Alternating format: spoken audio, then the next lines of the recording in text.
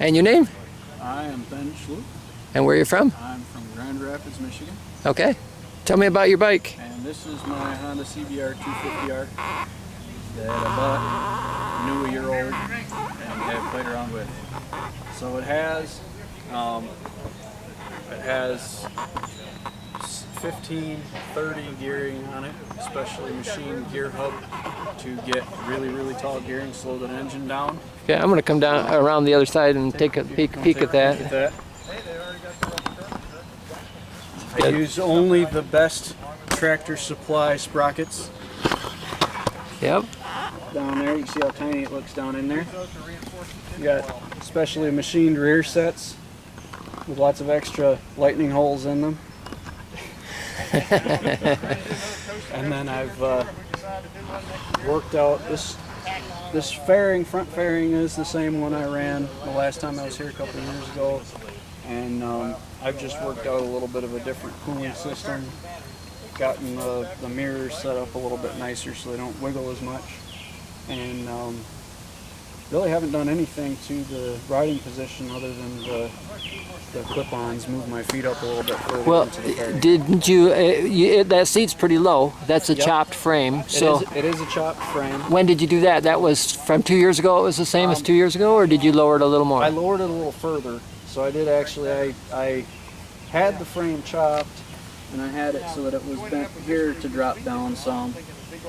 But in order to drop it down a little further, I chopped this and brought it down starting here so that it slopes down a little further there, and then this one slopes down a little further. Comes back to a triangle in the back. Okay. Now how thick? Gave me an extra inch How of much? lowering on the seat. Okay. So right now that seat is down approximately 3.5 inches lower than it was. Okay. The frame is 3.5 inches lower because the seat itself looks pretty thin too. The frame is 3.5 inches lower. The seat is slightly thinner, but the stock seat is pretty thin. I think I came down an inch on the seat. Okay. Just from getting rid of all the extra underneath plastic. All right. So let's talk about your cooling. You said that 2 years ago you had the radiator relocated right behind the nose. Yeah. So 2 years ago I had the radiator tucked up in behind the headlights. It was a great location for cooling, but it wasn't a great location for having being able to do maintenance on the bike. Okay. Because in order to take the nose off and do anything, even an oil change, real basic maintenance operation, I had to actually disconnect the cooling, pull the radiator right off the bike, and then I would have to refill the coolant and go through the whole process of getting the engine full back up with coolant, which also included putting it on a hill so that it would drain down into the engine. Wow. Because the radiator was so low down. Okay, so you put the radiator back in the stock location. Back to stock location. And then I've just used some 3-inch PVC pipe and some small scoops to direct a little bit of cool air up into directly behind the radiator. Okay. And that keeps it at operating temperature. Fan runs a little bit more than a stock CBR would normally run because it's not wide open for cooling.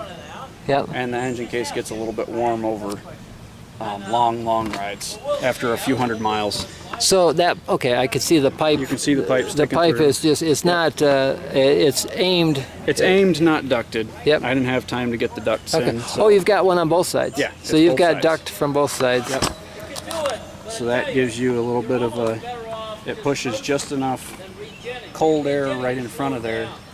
And then the negative pressure from there not being a fairing directly behind me pulls the air through the engine compartment and out the back.